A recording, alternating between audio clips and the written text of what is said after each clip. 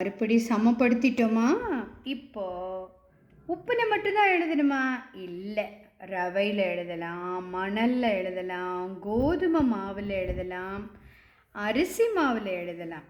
மறுபடி ஒரு புள்ளி வச்சோம், ஸ்ட்ரெயிட் லைன் போட்டோம், நேர் குத்துக்கோடு, டாட் வச்சோம், ஸ்ட்ரெயிட் லைன் போட்டோம், இடது பக்கம் இருந்து வலது பக்கம் ஸ்லீப்பிங் லைன் போட்டோம், வலது பக்கம் இருந்து இடது பக்கம் ஸ்லீப்பிங் லைன் போட்டோம் இல்லையா?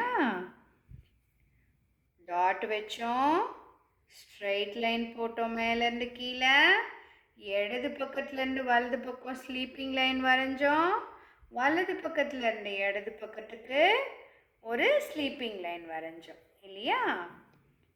புள்ளி தமிழில் நேர் குத்துக்கோடு, இடது புறம் இருந்து வலது புறம் கிடைக்கோடு, வலது பக்கம் இருந்து இடது பக்கம் கிடைக்கோடு. இப்போ என்ன வரைய போகிறோம்? கையை மேலே வச்சுக்கணும் இடது பக்கம், அப்புறமா வலது பக்கம் பார்க்க கையை திருப்பிட்டு கீழே வர கொண்டு வரணும். இது என்ன கோடு? இது நேராகவும் இல்லை, இப்படி நேராகவும் இல்லை, இப்படி படுக்கவும் இல்லை, ஆனால் இப்படி சரிவாக இருக்குது. கரெக்ட். இது சாய்வு கோடு. இடது பக்கம் மேலேருந்து வலது பக்கம் கீழே அப்படியே நேராக கொண்டு வந்தோன்னா சாய்வு கோடு. இது ஸ்லாண்டிங் லைன் இங்கிலீஷில். இப்போது வலது பக்கம் மேலேருந்து இடது பக்கம் கீழ்ப்பக்கமாக கொண்டு வரணும்.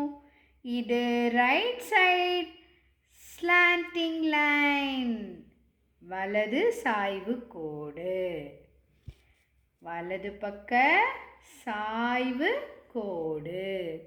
பாருங்க, அப்படி அழகாக பனிமலை மாதிரி ஆயிடுச்சு பாருங்களேன். இப்படி மவுண்ட் மாதிரி வந்துடுச்சா?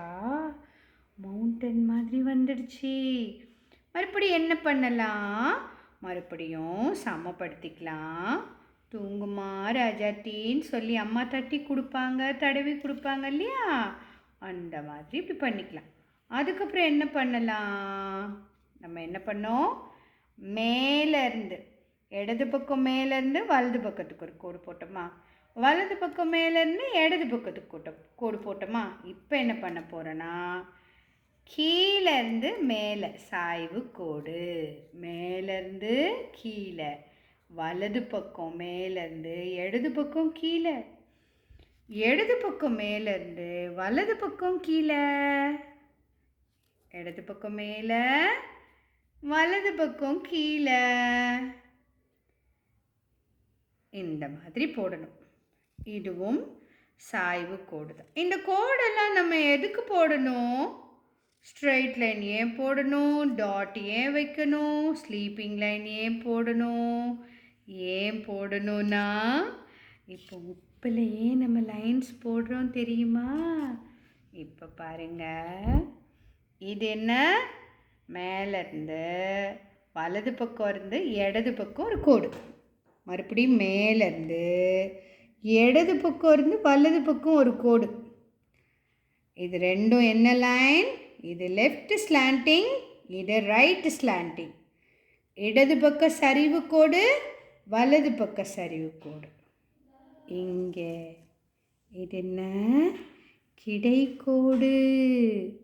இது என்ன? Sleeping line. இப்போ இதை பார்த்தா எப்படி இருக்குது? English alphabet A, capital A மாதிரி இருக்கா? இப்போ தெரியுதா நம்ம ஏன் இந்த ஸ்லாண்டிங் லைன் ஸ்லீப்பிங் லைன்லாம் போடுறோன்னு? அடுத்த லெட்டர்ஸ்க்கெல்லாம் ஸ்ட்ரெயிட் லைனும் போடுவோம், கர்வ் லைனும் போடுவோம். ஒன்று ஒன்றா பார்க்கலாம். ஓகே, ப்ராக்டிஸ் பண்ணுங்க.